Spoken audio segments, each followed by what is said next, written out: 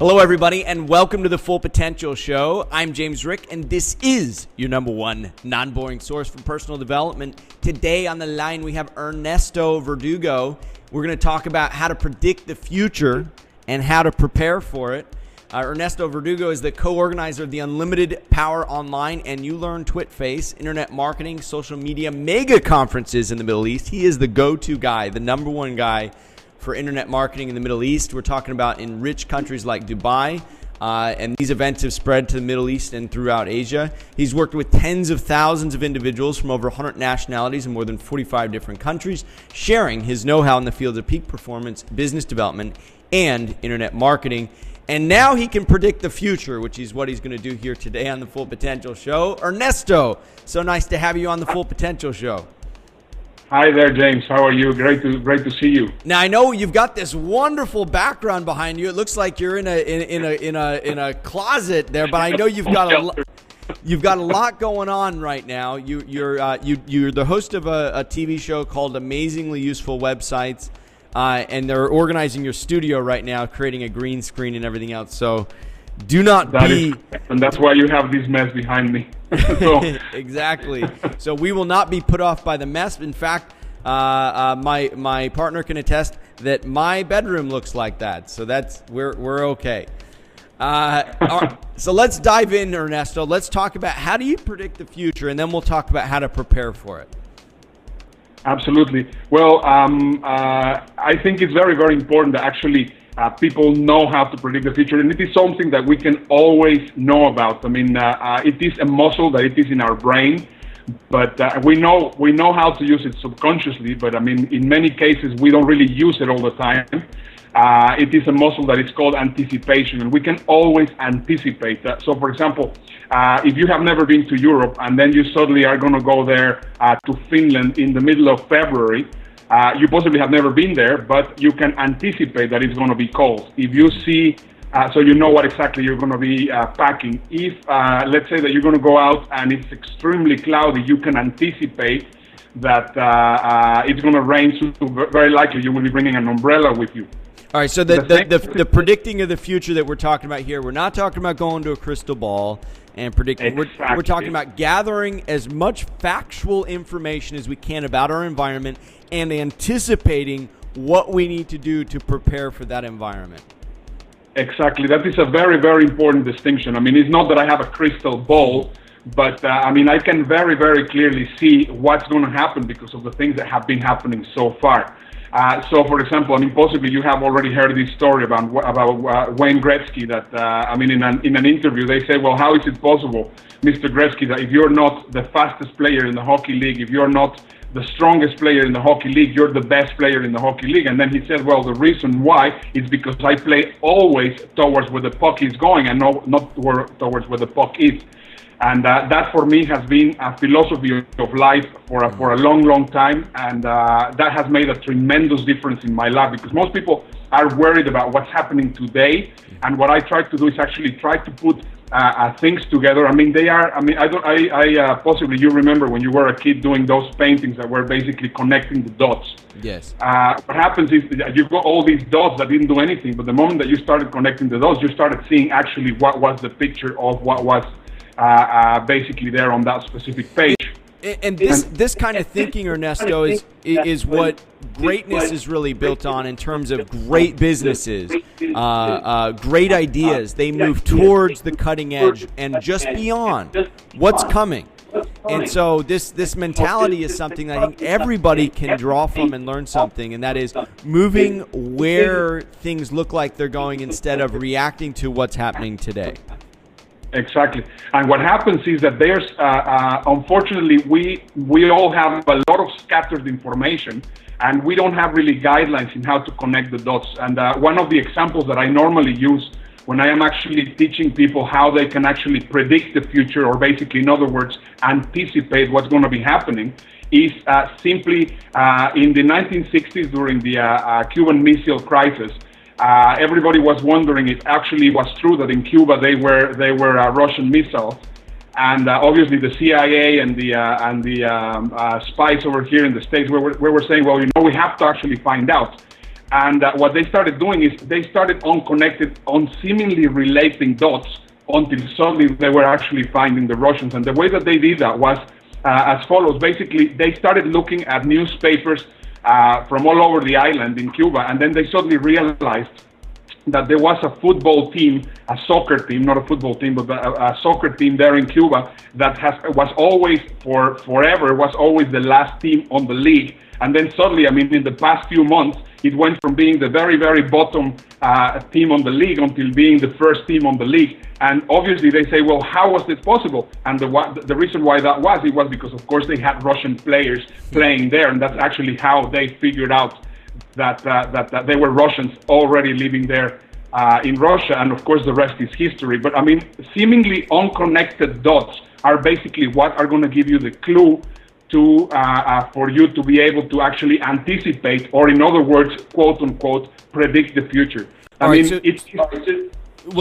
so we understand the process now. An excellent example, Ernesto, of the just something simple as a soccer league in Cuba suddenly becoming number one and drawing the link that, oh, there must be Russians playing on that team. All right, so now we understand the process, Ernesto. What is the future? Now, we're doing this interview. It's September 20th, 2011, and we're predicting what's coming. What is coming, Ernesto? In your perspective, what do you see happening on the horizon? Well, very, very, very easily. I mean, in 2002, and actually it's a video that it's available, and actually you can see that it is because it's copyrighted 2002, not by me, but by actually the people that actually recorded that. It's me talking about that the crisis was going to start at the end of 2007. I mean, with dead accuracy, I was able to predict that the crisis was going to start in 2007. And I mean, possibly by a few months, I was actually off. And I tell you how basically you can figure it out. I'm going to give you a couple of resources that I'm definitely recommend you and your audience to actually look at, because that's basically where I started. When I started actually looking at these resources, I was just absolutely mesmerized. And I thought, well, this is something that is absolutely something that every single person needs to read. One of them is called Generational Dynamics. And you can actually just Google generational dynamics and you will see the amount of information that it is about generational dynamics. And the other one is called The Fourth Turning. And on this book, these guys, Neil Howe and I don't remember his first name, but his last name is Strauss. These two guys actually explain the theory of how history has repeated. I mean, it tends to repeat itself all the time. So the term century, actually, if we put it into Latin, is a sigla, which actually means cycle. And a century basically is not 100 years, but basically it is somewhere between 80 and 100, and it depends, it just changes according to history. I mean, if you actually put it in a level of time, obviously it's very exactly measured in 100 years, but in history, it's any period of time between 80 and 90 years, which in this case, it will be one generation. Within one generation, there's actually 4 different seasons that actually happen in that generation. So you have the spring, you have the summer, you have the autumn, and you have the winter. And every single cycle or every single century has these 4 elements. So in element number 1, which we of course saw happening after the Second World War, I mean, the last big crisis that we saw started in 1939 and ended up in 1945. And obviously this was, 1929 and ended up into 1945, 29 to 45. Gotcha. And basically started on the Great Recession, on the Great Depression, and ended up with the end of the Second World War. Then afterwards, we entered into an area of spring, which was basically when we started gathering and planting seeds and doing everything possible, so that we will be able to reconstruct all the damage that was done in the winter, right, which was on the Depression and also during the World War. Then, of course, everything that was planted there on the summer, which was more or less on the 70s and the 80s, had a big boom. There was a big boom during those times. Then in the 80s, we were in the 80s and 90s and beginning of the 2000s, we were at the very end of the autumn, where basically a lot of people really came up great. And of course, unfortunately, every human being has a linear way of actually seeing the world, but in reality, everything is cyclical. I mean, we have day and night. Women have a 28-day period. There's so many cycles there, and most people just see things on a very linear way. So that's why it's absolutely critical that we start thinking in cycles. So our cycle we have already gone in the late 40s and 50s. We went through a spring. In the 60s and 70s, we went to a summer. In the 80s and 90s and beginning of the 2000s, we went to autumn. And right now, very, very accurately, and it has happened in the past 2,000 years, we're just about to enter into this winter, which in historical terms is called a crisis. That's why I told you in 2002, I was very, very accurately to predict that in the year 2007, the crisis is going to start. And obviously, this crisis now that started in 2007, a lot of people are basically saying, oh my goodness, I think we're just about to finish it, and I hope that it's going to start getting better. Truth is, we have about 15 years more of economic downturn. Does that make sense? Yeah, so that's the bad news, folks. Okay, so we're predicting 15 more. The Groundhog Day prediction is 15 more years of winter. Exactly, 15 more years in winter. Now, obviously, in winter, and you and I mean, I do not know if you're a skier, but I do like going skiing every single winter, and I love it. In fact, I mean, I really like those beautiful winter days. And in fact, if you're prepared, winter is incredible.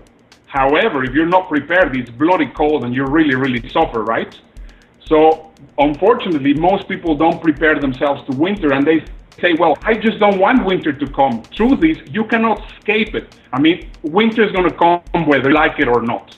So winter is going to come, and you have to basically understand that in order for you not to suffer, you need to be prepared. Now, what actually needs to happen in order for you to be prepared on the next years to come? In reality, if we think about it, it is actually in the winters where most gazillionaires are actually born. I mean, if we think about it, in low economic situations is where the biggest opportunities rise, because of course the masses that do not understand all these concepts are the ones that suffer the most. But of course, the elite few that actually understand these concepts are the ones that can actually then, benefit by far more from all the opportunities which are actually out there. Let's talk about that then. All right, so we've made the prediction, Ernesto, that we're in the winter. There's no getting out. We're here for another 15 years. Let's talk about how we get warm. How do we prepare? How do we make the most of this winter? Fantastic. Yeah, that's obviously a great question. It's not, well, how can I avoid it? Because that's not going to be a good question. The great question is, okay, how can I prepare it? So let me just give you a hypothetical scenario. Let's say that I am absolutely dead wrong, which, I mean, most people will say, well, I hope I am. But, I mean, if you actually get prepared and nothing happens, it doesn't matter. It's not going to hurt you. However, if you get prepared, you have the opportunity of actually doing quite a lot of other things. So one of the things that I keep on telling people is, first of all, you need to start thinking on a complete different way. Unfortunately, because of the education that we have received in school, I mean, in my eyes, unfortunately, school is nothing more than a factory of employees. In school, they don't really teach you how to think, they teach you what to think. And because, of course, they taught you what to think, you were indoctrinated to think in one way or the other. And that, of course, is detrimental towards the things that you would actually like to do and complete. So the first thing that I tell people to do all the time is make sure that you start seeing things in complete different way. One of the things that I always ask is, whenever you're watching the news, don't ask yourself who did it, but always ask yourself who benefits of it. There's a number of issues which are happening around that people say, oh my goodness, who's the guilty one? Who has done this? Who has done the other? While in reality, if we actually know about, there's people that know more information than many of us, and these people are doing stuff to benefit themselves. And that, of course, it's not a way of thinking nicely, but that's basically the reality. So basically, one of the things that I always tell people is whenever you watch the news, don't watch the news and think who did it, but actually ask who benefits. So that's one of the things that is going to help you start seeing things in a complete different way.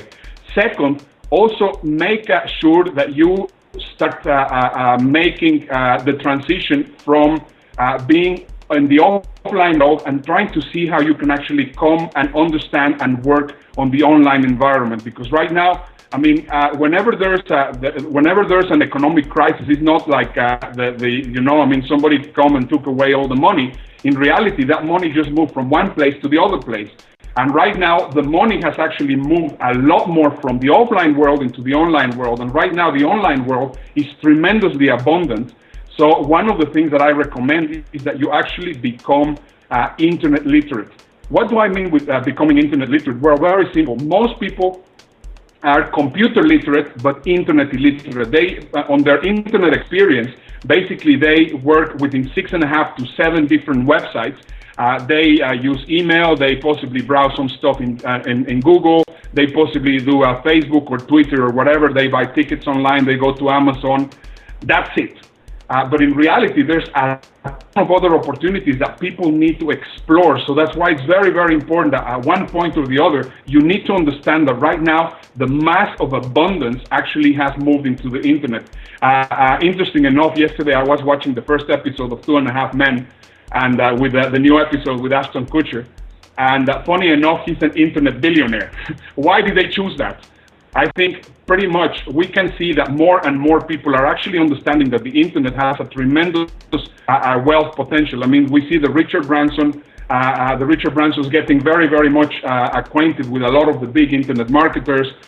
We see Tony Robbins also getting very much interested on the internet.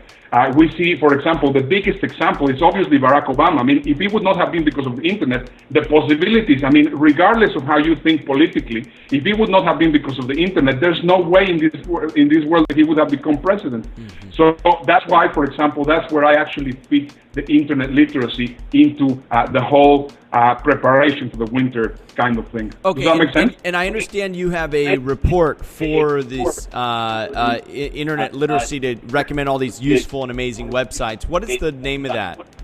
Yeah, I have actually 2 reports that I'm giving away for free because it's obviously very much that's the way to do it. I mean, one of them is called Amazingly Useful. Amazingly Useful website, and you can get it in amazinglyuseful.com. And the other one is even more useful websites that it's in the .com. You can also get it. And now what I'm doing is I'm doing a weekly TV show where I am basically creating internet literacy, and the TV show that you can also watch it weekly. It's called amazingwebsites.tv. Okay. And that's where I'm basically teaching internet literacy. All right, Ernesto, I want to reiterate everything you said, and then before we wrap up the show, I want to get your final thoughts. But for those that are preparing for the winter, that have now heeded the warning and they're ready to prepare. First, you're saying that there's going to be a winter. It's a 15-year winter at least, so that puts us out into about 2026. So if you're looking for these year-by-year projections, things are going to get better. In this case, it's going to be a long winter, 15 years. Now that we've accepted that, here's how we prepare. One, we need to recognize that the current educational system is broken. It's teaching our children, and it taught us not how to think, but what to think. So we need to start thinking more for ourselves, and we need to start recognizing that self-education is the way. Like, we need to be choiceful in how we educate ourselves. Secondly, when it comes to news reports on what happened, but rather than caring so much on what happened, we need to be asking ourselves, who benefits? Who benefits from what happened, and read between the lines. And then thirdly, we need to get more involved in the online environment. There is an abundance in the online and internet world. A lot of wealth is moving from offline brick and mortar infrastructure into the online environment, so we need to be more, as you say, internet literate. And one of the things that you do to kind of bring that mission home is these websites, amazinglyuseful.com even more useful websites.com, and then your weekly TV show, amazingwebsites.tv. Correct. Okay, so I mean, this is it. These are the steps. Now, Ernesto, before we wrap up today's show, is there any final thoughts you want to give folks that are ready, that are preparing for winter? Yeah, well, just very, very important. I think focus on the positive, because I think winters are amazing. They are absolutely incredible. If you actually are prepared, we're still, I mean, even though it's going to be a long winter, obviously, I mean, if we actually put it on the yearly terms, we are now end of November kind of thing. So obviously it hasn't really got that bad. So there's still time to prepare and to start already doing things. So, but the important thing is take action now. This is not a matter of waiting, but take action now. So that's basically my one and last thought for the day. Thank you so much, Ernesto. I think you've given everybody who has been hoping that summer's right around the corner at least a bit of a wake-up call to expect it to be a little deeper and a little longer than we anticipated, so that we can prepare. Because like you said, anticipation is really what it means to predict the future and start preparing for it. Ernesto Verdugo, you can learn more about Ernesto and watch his weekly TV show at amazingwebsites.com, or go to amazinglyuseful.com and download his free internet guide there right now and start preparing for the winter. Ernesto, thanks again for being on the Full Potential Show. Thank you very much, James. It's been a pleasure. Take care. Okay, and everybody who's watching, be sure and subscribe to get more useful insights like you got here today from Ernesto, and more freebies that you'll only find right here on the Full Potential Show. Thanks again, Ernesto. Take care. Thank you. Bye-bye. Bye-bye. Well, that concludes this week's episode of the Full Potential Show, your number one non-boring source for personal development. I'm James Rick, and if you want to get more positive programming for your brain absolutely free on a weekly basis, just visit fullpotential.com. If you like the Full Potential Show, you're going to love the Full Potential Club. What would you like most as a Full Potential Club member? Be 2 to 3 times more productive? Do what you're passionate about? Have more energy? Reduce your work hours? Travel the world? Enjoy an amazing lifestyle on a frugal budget? What if you could do them all? James Rick has been there and done it in ways that few people have. For anyone serious about taking their life or business to the next level, you know you've got to do more than just watch. You've got to do. Join James Rick and other like-minded people for an incredible $10 a month at fullpotential.com/club. Be educated. Be empowered. Be the best version of you. fullpotential.com/club. Try it free for 30 days.